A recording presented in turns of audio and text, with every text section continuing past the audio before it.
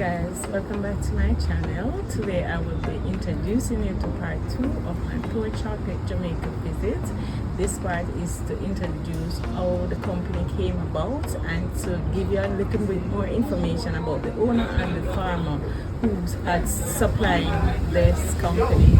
And we are also going to be introducing you to the beginning of how we are going to be making our chocolate today.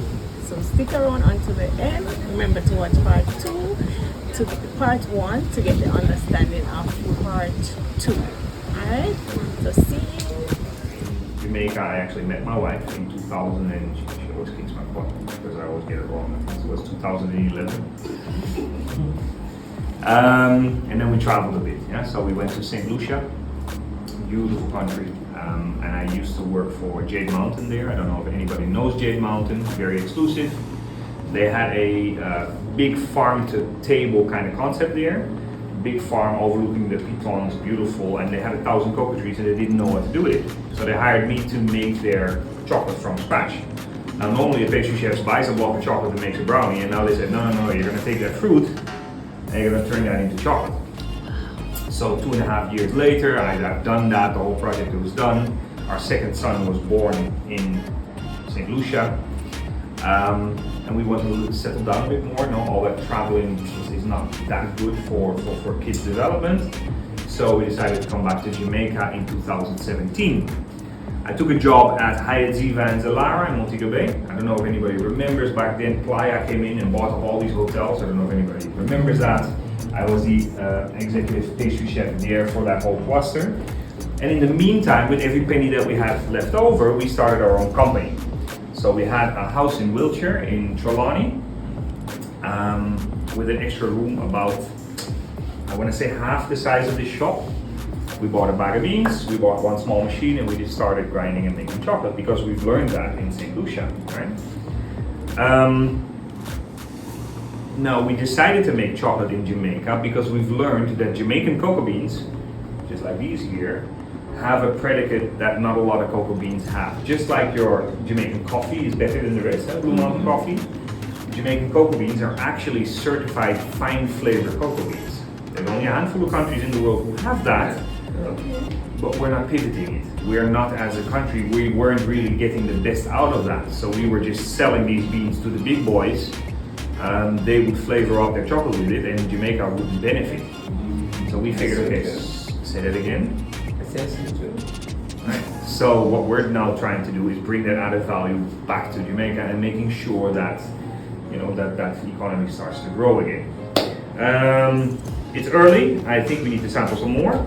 You can deal with a little more. All right. So we're going to sample our 70% dark chocolate with coffee. It's early morning, so you need to drink coffee. You wake up. Those coffee presents. Yeah. So what we've done. It doesn't want to go. Nope. Doesn't want to go. So there you go. So we came back in 2017. We found a farmer.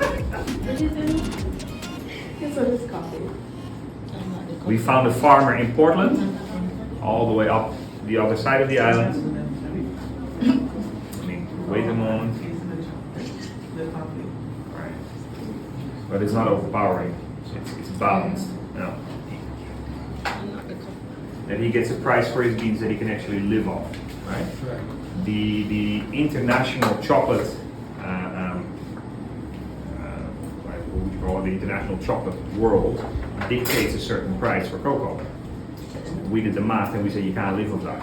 It's not good enough. So we went to the farmer and said, what do you need? Because when you make a product, the raw material is normally not what dictates the price. It's really your overhead and all these other things. So we decided to pay him double for his beans.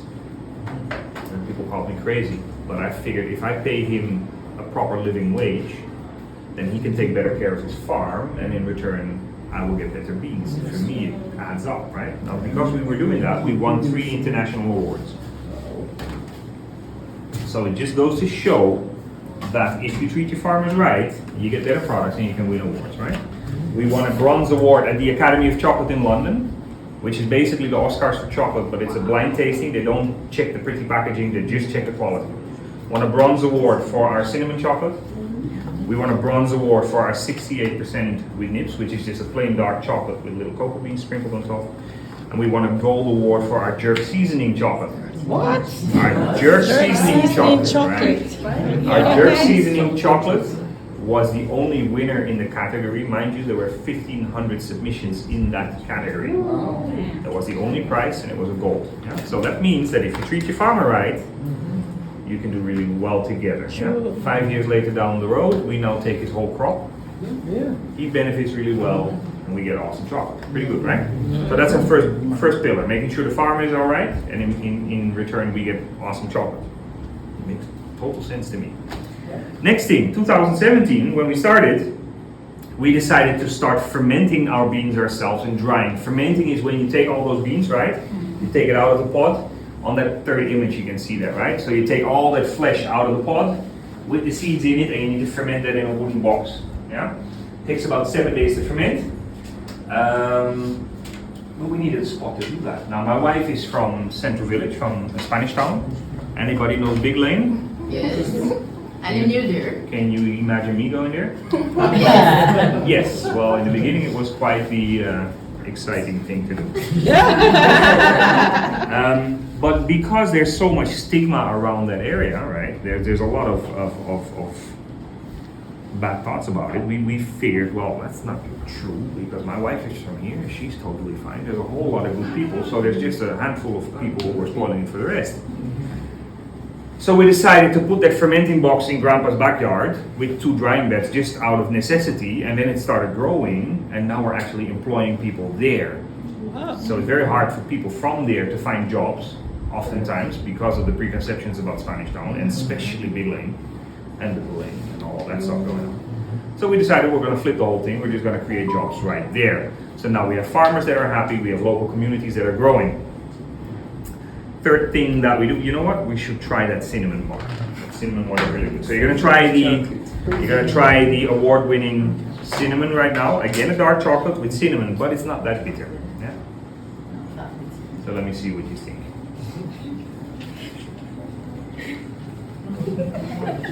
Maybe you're not taking in. You should. It's really not that You're bitter. not that bitter. It's really not that bitter. I'm just tasting the cinnamon. Right. It's not that bitter, is it? Right. My chocolate is exhausted.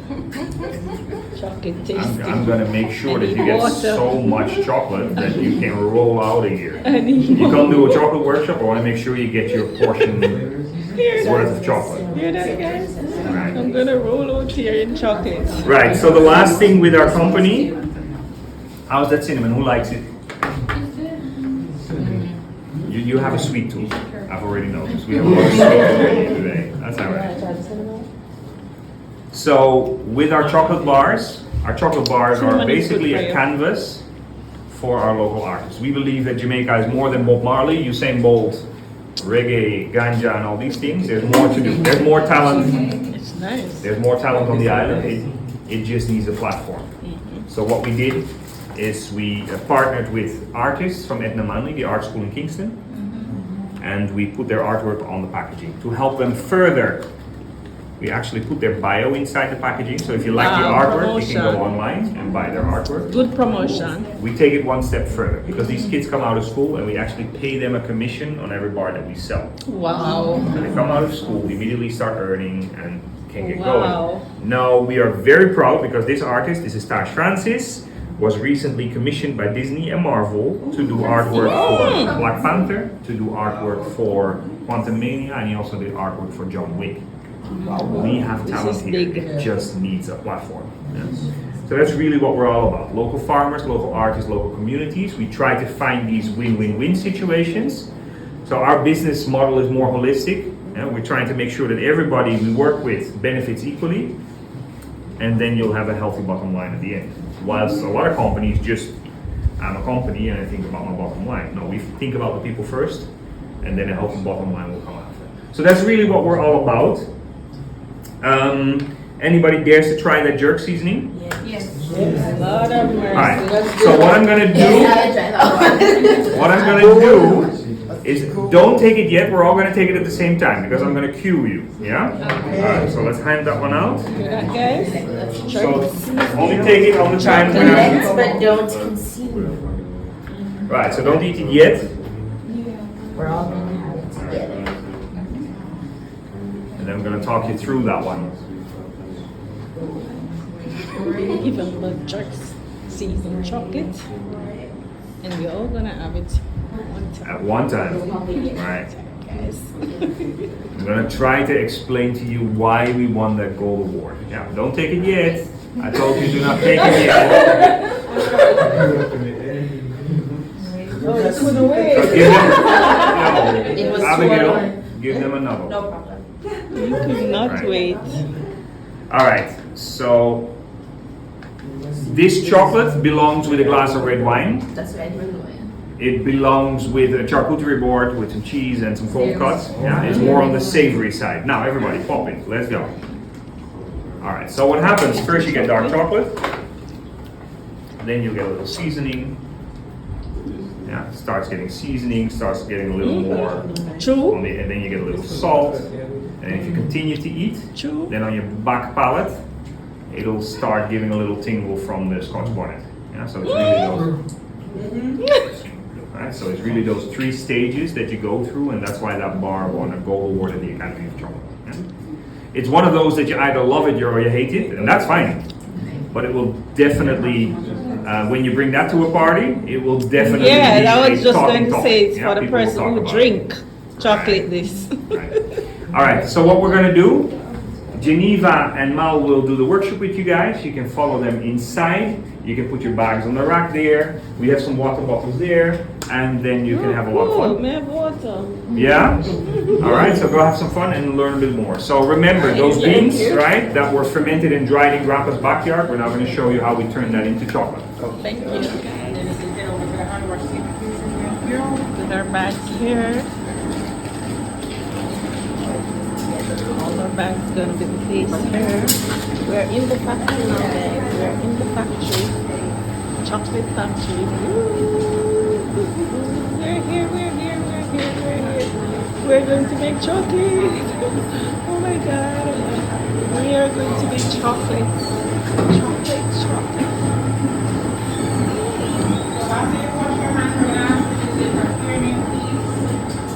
We're gonna wash our hands.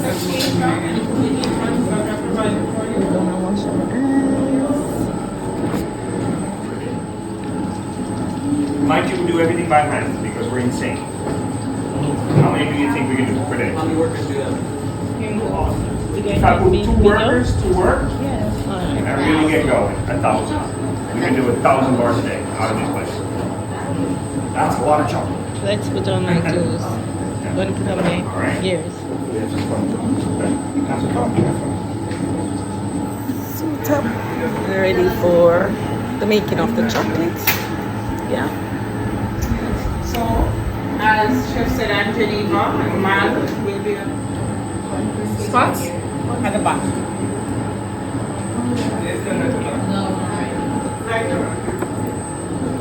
Everybody has a spot? No, that's okay. Appreciate it. Everybody has a spot? Yes. Nice. So, I'm going to invite you also to have a taste of freshly made chocolate. So we have a 60% cinnamon running in our 100-pound machine this morning. Fresh chocolate. I don't think you have it fresher than this. So I'm going to invite you guys starting here. Take a stick, dip it inside, swirl, and have a taste. And let me know what you think. Swirl.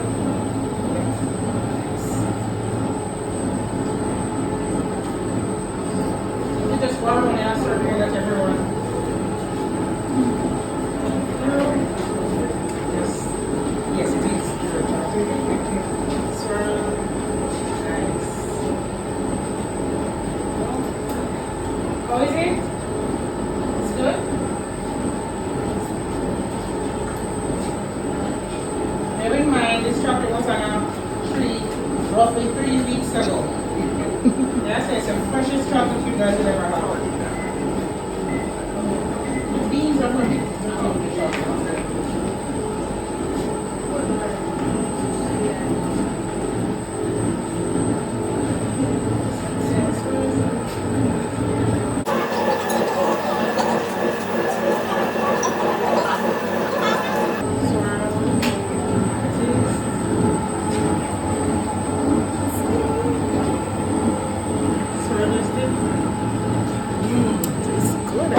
Real good. Real good. It's good? Yes. Nice. That's our 60% solution. So I'm going to turn the machine off for a little bit. Really like nice. Yes. So we're going to teach you the 6 basic methods of making chocolate. We're going to start off this morning with the caramel to make our fudge. Yes? Okay. Also, fun fact. This is what the nibs look like that we put inside the machine. It's a chocolate bean, the cocoa bean. So we grind this with sugar inside the machine, and that's what make the chocolate beans that are here. You can use it also as a topping for your chocolate bar. You can use it topping for cereal, whatever. It gets a crunch, ice cream, because it's not a nut, but it gives a crunch just like a nut, and it also has a lot of antioxidants, nutrient, very good. So we're gonna start off with a caramel. Anyone here has made a caramel before? No. No. Okay, so you're just gonna learn our way today then. So you start off with a saucepan and not a skillet. Why? Because when you add liquid to that molten sugar, it's gonna rise a little bit. So you start off with your saucepan, your sugar, and the ingredients for the caramel that we're making here today is inside the recipe books. So those little pamphlets are for you, so you can go home and practice what you have learned today. Everything is on the inside. So I add my sugar here slowly. I don't want to add everything all at once, because if I do that, then what's going to happen is the base, the sugar that's on the base is going to burn and the top is not going to be ready. So we just add it slowly. So you have to be able to be patient with making this one here. So it's strictly dark white sugar. No, you could use whatever sugar you like. Okay. But if you use brown sugar, it's a little bit more difficult to tell why. Because it has molasses in it. The brown sugar has the molasses, so you won't really know exactly where your sugar is caramelized, because it's going to be brown. But this one you realize. So you see what's happening inside? The sugar is melting already. So each time your sugar melts like this, what you do is you continue adding slowly. You can ask questions. Any questions? Because you might want to practice when you go home, right? Any questions, anyone? Not yet? Not yet, okay. And you can't walk away and leave this way. You have to stand and watch it, because it goes really fast. You see, each time it goes really fast. So you just have to be a little bit patient with this one here. Also with your caramel, right? When you're gonna add liquids to your caramelized sugar, it does not necessarily have to be cream. You could use coffee, you could use rum, you could use whatever flavoring you would like. It doesn't have to be just cream. Orange juice, whatever you like. Yeah. And when you make this caramel, you can store it in your refrigerator for up to 3 to 6 months. It doesn't spoil that easily. Yes? Melting pretty fast, right? You just continue adding your sugar slowly. And if you notice your caramel is getting a bit brown, a little bit fast, what you could do is remove it from the heat, or you could just turn down the flame. Also, you're going to need a wooden spoon or a heat resistant spoon. You don't want to use a plastic spoon in this, because the sugar is really hot.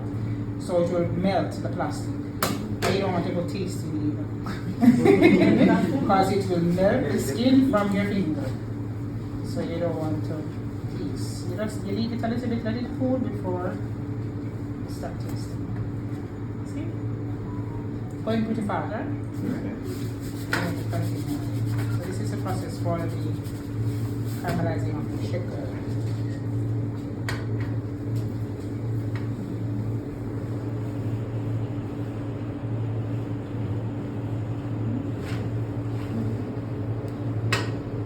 No questions yet? No? Actually, it's clear so far. Clear so far.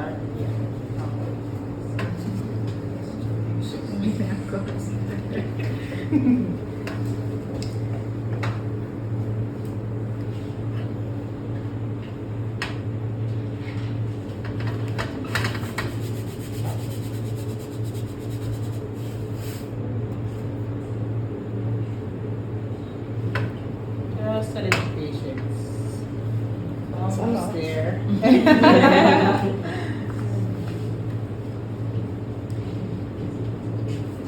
But if you learn this little trick here today, when you go to the supermarket, you won't have to buy caramel anymore. Because you can make it at home. I guess if you had a bigger pot, then you could add it more amount in the pot, no? Also, yes. Okay.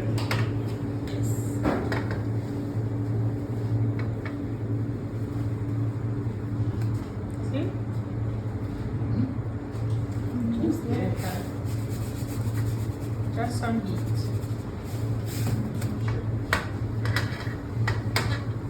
And the sugar. Which sugar is actually water. It's Jamaican, there's some melted sugar.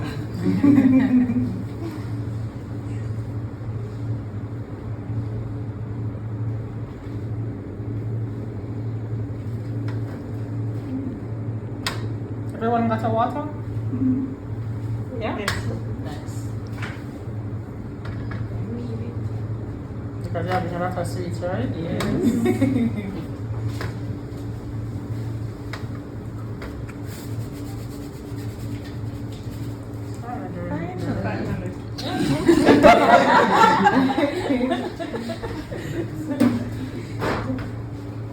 And at this point where I have majority of my sugar melted, I can start stirring. The reason why I wasn't stirring before is because I didn't want it to have crystals. Okay.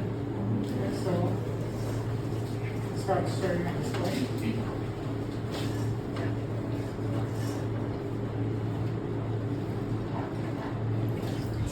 Thank you so much for watching. I hope you learned something today from this video. I hope you will experience making chocolate also at Pure Chocolate Jamaica. It's a good experience. You will never forget or regret it.